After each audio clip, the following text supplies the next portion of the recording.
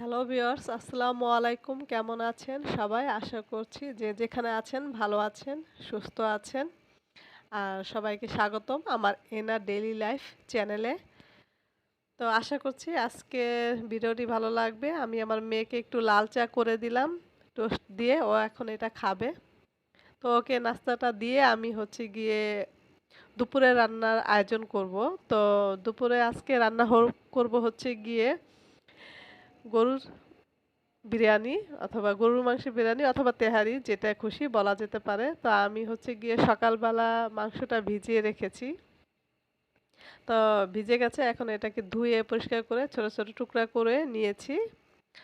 তো বিরিয়ানি তৈরি করব, এর জন্য গিয়ে ফার্স্টে মাংসটা ম্যারিনেট করে রেখে দিব। ফার্স্টে দিয়ে দিলাম গিয়ে আদা বাটা, আদা রসুন বাটা 3 চা চামচ দিয়ে দিলাম।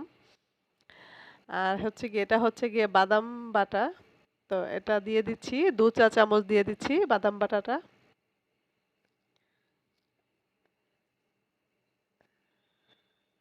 তো সবকিছু হাতের কাছে নিয়ে নিয়েছি যাতে সবকিছু একসাথে। এখন দিয়ে দিচ্ছি টমেটো সস। বিরিয়ানিতে কিন্তু আমি গিয়ে বিরিয়ানির মশলাটা যেটা কিনতে পাওয়া যায় সেটাই ইউজ করছি না, ঘরোয়াভাবে তৈরি করব। এজন্য এখন দিয়ে দিচ্ছি গিয়ে ধনিয়ার গুঁড়াটা। টমেটো সস দিলাম, ধনিয়ার গুঁড়াটা দিলাম। ঘরোয়াভাবে রান্না করব, সব নিজের মশলা দিয়ে। তো দিয়ে দিচ্ছি গিয়ে গরম মশলা পাউডার দিলাম। আর গিয়ে এটা গিয়ে জিরার পাউডার দিলাম, টালা জিরা পাউডার। আর সামান্য একটু মরিচের গুঁড়াটা দেব।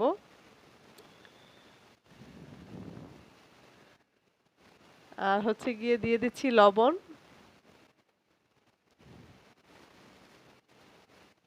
যেহেতু গরম মশলা পাউডার দিয়েছি, আমি এখন আস্ত আর গরম মশলা দেওয়ার প্রয়োজন নেই।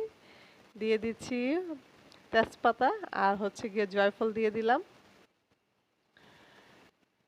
আর টক দই দিয়ে দিচ্ছি।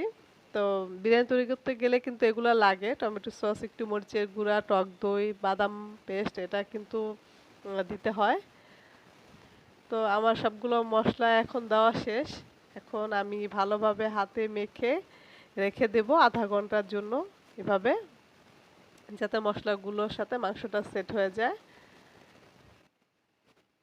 তো আমি এখন তেল আর গিয়ে পেঁয়াজটা কিন্তু দেইনি।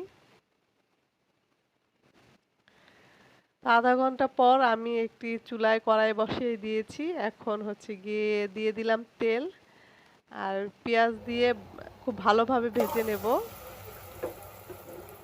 একটু লাল করে ভেজে নেব।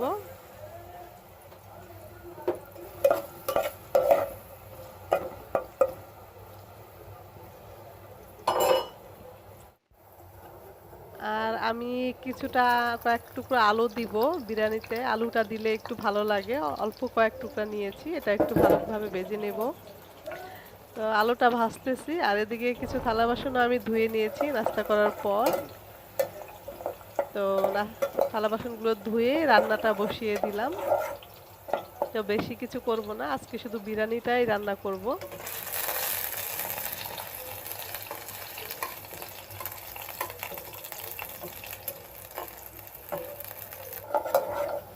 এদিকে পেঁয়াজটা আমার ব্রাউন করে ভাজা হয়ে গেছে। এখন দিয়ে দিব গিয়ে ম্যারিনেট করা মাংসটা দিয়ে দিব। তো আমি কিন্তু কোনো পানি ইউজ করিনি, আর পানি আর লাগবেও না। মাংস থেকে কিন্তু প্রচুর পানি উঠবে, অল্প আঁচে আমি ঢেকে রেখে দেব। তো এটা থেকে যে পানিটা বের হবে সেটা দিয়েই কিন্তু আমার প্রায় মাংসটা সিদ্ধ হয়ে যাবে। আমি আর কোনো পানি দেব না, অল্প আঁচে ঢেকে রাখতে হবে, তাহলে এই পানিতেই এটাতেই সিদ্ধ হয়ে যাবে। আর যদি জালটা আগুনটা বাড়িয়ে দেন তাহলে কিন্তু আর হবে না, কিছুক্ষণ পরেই কিন্তু লেগে যাবে, আর গিয়ে পানি দিতে হবে, তাহলে স্বাদটা অন্যরকম হয়ে যাবে। আমি ঢেকে রাখছি, আর কিছুক্ষণ পর পর আমি নেড়ে দেব সিদ্ধ হওয়ার আগ পর্যন্ত। আর বলকটা চলে আসলে একদম আগুনটা আমি একদম লো করে দেব। তা আলুটা আমার ভাজা হয়ে গেছে, এই তো বলক চলে এসেছে, দেখতেই পাচ্ছেন কতটা পানি উঠেছে। তো আর তো দরকার নেই, অল্প আঁচে রেখে দিলে এটা দিয়েই পুরো মাংস সিদ্ধ হয়ে যাবে। তো ফাঁকে ফাঁকে নেড়ে দিতে হবে। আর যেহেতু গরুর মাংসটা সিদ্ধ হতে কিন্তু একটু সময় লাগে,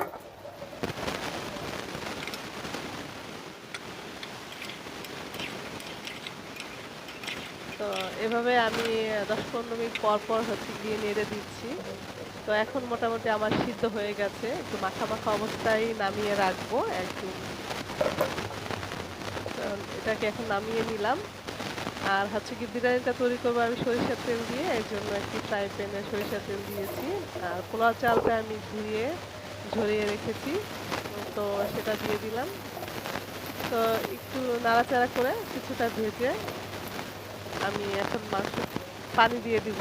আর যতটুকু চাল দিয়েছি তার ডাবলের চেয়ে একটু কম পরিমাণে হচ্ছে গিয়ে আমি পানি গরম করে নিয়েছি পাশের চুলায়। তো লবণ দিয়ে দিলাম, এখন সেই পানিটা অ্যাড করে দেব।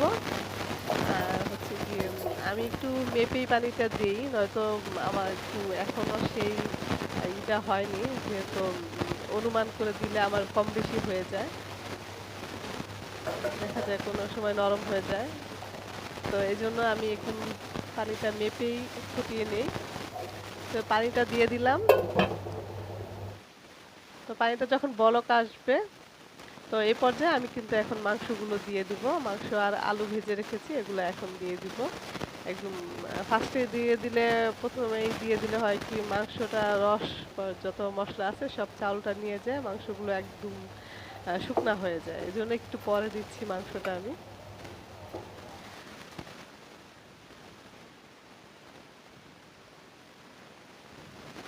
তো এই তো ঘরোয়াভাবে সিম্পলভাবে এভাবে আমি রান্না করে নিলাম, কোনো ঝামেলা নেই। মাংসটা মেখে আমি সিদ্ধ করে নিয়েছি, রান্না করে এভাবে পোলাওর সাথে মিলিয়ে দিলাম, তো হয়ে গেল। তো নেড়ে চেড়ে ঢাকনা দিয়ে ঢেকে রাখবো। আর এ পর্যায়ে হচ্ছে গিয়ে আমি 1 চা চামচ ঘি দিয়ে দিচ্ছি। আর দিয়ে দিব হচ্ছে গিয়ে কেওড়ার জল। এটা কিন্তু দিতে হবে বিরিয়ানিতে, নয়তো কিন্তু স্মেলটা আসবে না।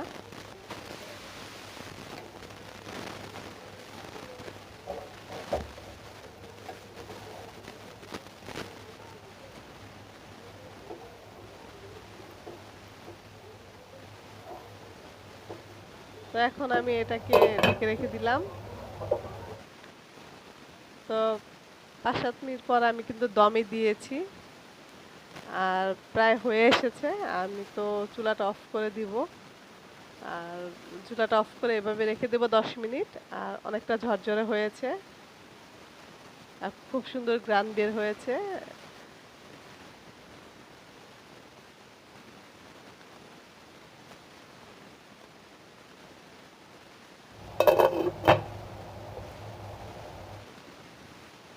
তো আমি নামিয়ে নিলাম 10 মিনিট পর, এখন হচ্ছে গিয়ে বেড়ে নিব।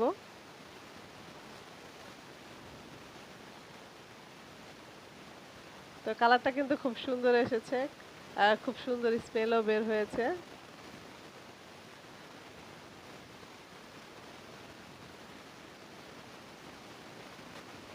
তো ঘরোয়া মশলা দিয়েই তৈরি করে ফেললাম বিরিয়ানি, দেখতেই পাচ্ছেন খুব সুন্দর হয়েছে।